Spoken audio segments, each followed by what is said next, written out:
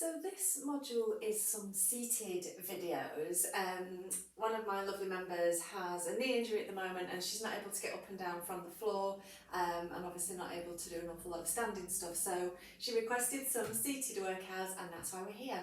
It's really useful because people will often have an ankle injury or a knee injury or their hip or something like that. So it's really nice to be able to still have something that they can do because you still want to move your body. It's important that you still move and mobilise as much as you can. So if you can't move your foot, for example, you can still move all of the other side, you can still move, perhaps you can still move your knee, your hip, and you obviously still want to be moving your upper body. So it's just important that we still move. It's really easy to kind of lie down on the couch and think, well, I'm not very well, I've got this injury, and then to not do very much. So you want to keep the rest of your body as mobile and strong as possible. That being said, you still need to rest. And if it's a recent injury, then just kind of make sure it's okay before you start doing anything with it, and rest it as much as you can. If it's swollen, don't be moving it around too much. Remember rice, so rest. Ice, get something cold on it. Compression, you might need a little compression bandage if it's your knee or your ankle for a little while, and elevation, so get it up. So always remember that if it's a recent injury, but if you're good to move, then let's get it moving.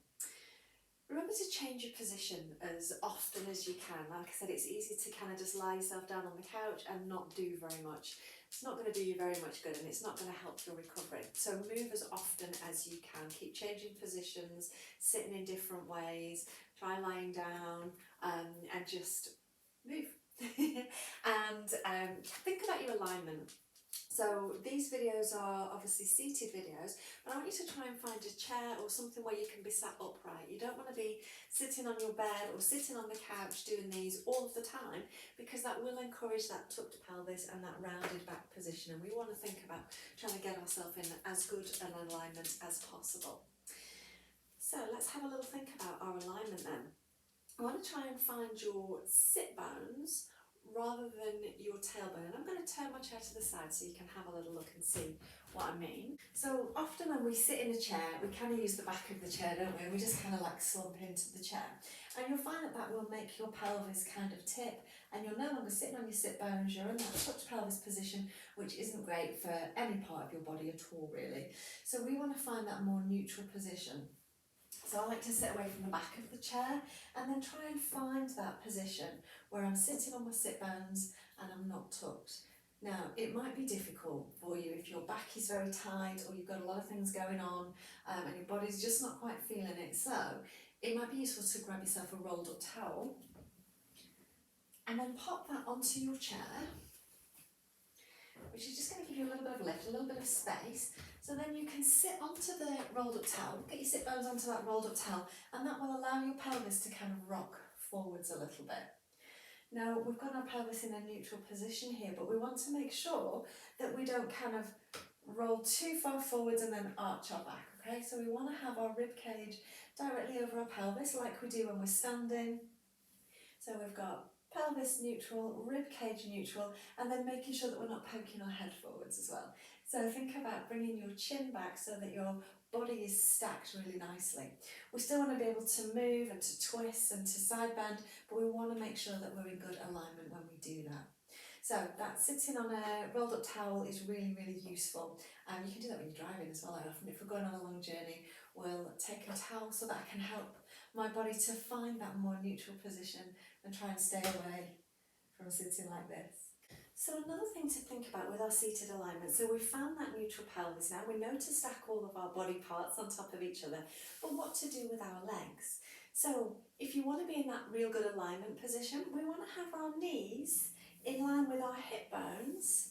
So our knees are about hip distance apart, and then our feet straight down under our knees. This is like your perfect alignment. However, if you were to spend all day, every day in this position, it's still not great for your body. Your body craves and needs as much movement as possible. So feel free to kind of shift up your seating position a little bit. If you're very tight with the backs of your legs, kind of sitting in that 90-degree position all of the time isn't the best for you. So don't be afraid to straighten out both legs, straighten out one leg, maybe turn one leg out.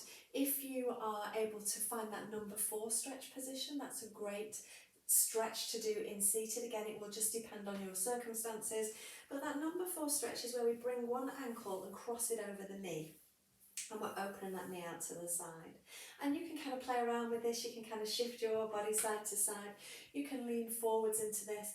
Again, we want to be on that upright pelvis. We don't want to be tucked here. But if that's the only way you can get into it, to kind of lean back into the chair to give you that space to bring that leg up, that's fine. But then see if you can then come up to find a more neutral position once you've got there. So again, you can kind of play with that number 4 stretch position. Don't be afraid to get your strap and to just move your legs around with that strap. I don't really like that cross-legged position just because it does weaken the hips a little bit, puts pressure on the knees, and it's not great for our body generally. Ankles crossed is okay. You can kind of cross your ankles and let your knees roll out a little bit. Any position that you can get into just to move around, you can kind of take your legs wide, you can kind of have them in that wide squat position. Just move them. Just move them. It's all about movement. Remember, movement heals, and that's the whole point. So I hope that this has been useful for you.